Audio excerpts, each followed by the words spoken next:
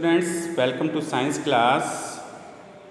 हम पढ़ रहे थे chapter 1 matter in our surroundings. इसका पार्ट 4 पढ़ेंगे आज हम, और इसमें टॉपिक है इवेपोरेशन।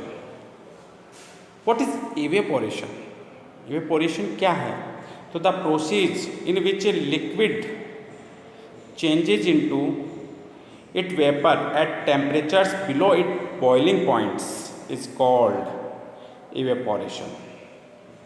भाई इवेपोरेशन वो प्रोसेस है जिसमें which a liquid change, liquid substance जो है वो वेपर में कन्वर्ट होता है, बट यहाँ जो टेम्परेचर होता है वो बिलो इट्स बॉइलिंग पॉइंट, यानी बॉइलिंग पॉइंट से कम रहता है। तो डेफिनेशन हो गई, the process in which a liquid changes into its vapour at temperatures below its boiling point is called evaporation। For example, during the drying of clothes in the sun, the water in the clothes absorb heat energy of the sunlight। ये spelling सही कर लेना, इसके according कर लेना इसको, ठीक है। हाँ, नेक्स्ट है difference between evaporation and vaporisation. तो हमने बनाया यहाँ सीरियल नंबर, इवेपोरेशन और वेपोराइजेशन, कॉलम बना ली। First, evaporation take place at all temperatures, the temperature में चेंज ड्यूरिंग इवेपोरेशन। वेपोराइजेशन में क्या होता है? Vaporisation takes place only at a fixed temperature called the boiling point of the liquid। The temperature during vaporization does not change। जबकि evaporation में temperature क्या होता है? चेंज होता है, और below its boiling point, boiling point से कम रहता है सब्सटेंस की, ठीक है। Point number 2, evaporation is a slow and silent process, vaporisation is a fast and violent process होता है। Point number 3, evaporation takes place only on the surface of the liquid, जबकि वेपोराइजेशन में क्या होता है? Vaporisation takes place over the entire mass of the liquid. Point number 4, the rate of evaporation depends upon the surface area of the liquid, wind speed, humidity and temperature.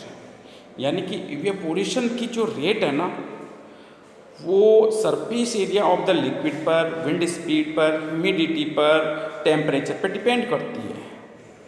जबकि vaporisation में क्या होता है? The rate of boiling does not depend upon the surface area, wind speed, humidity, temperature etcetera. तो ये हो गया इन दोनों में डिफरेंस। अब देखो factor affecting evaporation. The process of evaporation depends on the following factors.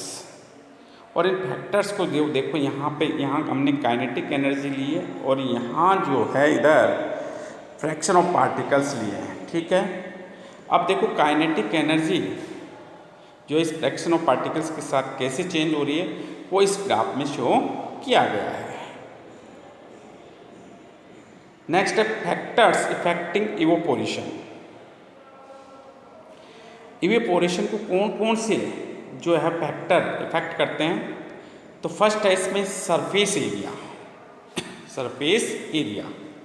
तो evaporation is a surface phenomenon, hence the rate of evaporation increases on increasing surface area. भाई सरफेस एरिया जैसे इंक्रीज होता है तो evaporation भी क्या हो जाता है? इंक्रीज हो जाता है, ठीक है। नेक्स्ट है temperature. The rate of evaporation increases on increasing temperature. For example, a glass of hot water evaporates more rapidly than a glass of cold water. ये इसका एग्जाम्पल हो गया। यानी कि टेम्परेचर इंक्रीज होगा, टेम्परेचर इंक्रीज होगा तो रेट ऑफ इवेपोरेशन भी क्या होगी? इंक्रीज होगी। सरफेस ऑफ एरिया इंक्रीज होगा तो रेट ऑफ इवेपोरेशन भी क्या होगी, इंक्रीज होगी। Point number 3, strength of inter particles forces. तो the process of evaporation of liquid is also related to the strength of the attractive forces between the particles in the liquids. For example, ether evaporates more rapidly than ethyl alcohol. ethyl alcohol का chemical formula जो है वो होता है C2H5OH, C2H5OH, ethyl alcohol. While ethyl alcohol evaporates quicker than water, यानी कि ether जो है evaporates more rapidly than ethyl alcohol, while ethyl alcohol evaporates quicker than water.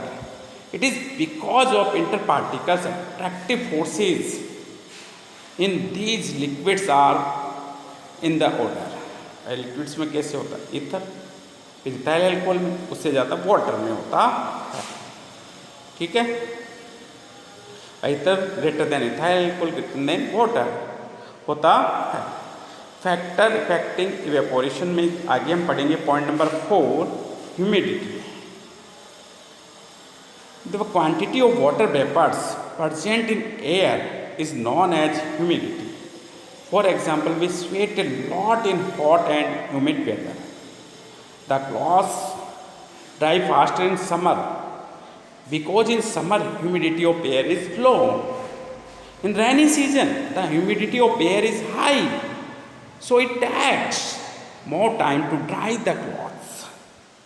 भाई कपड़े सुखाते हैं गर्मियों में जल्दी सूख जाते हैं, जबकि वर्षा के मौसम में, बारिश के मौसम में जो है वो ज़्यादा समय लेते हैं, क्योंकि बारिश के मौसम में एनवायरनमेंट में जो है, एटमॉस्फेयर में कह सकते हैं, ह्यूमिडिटी ज़्यादा होती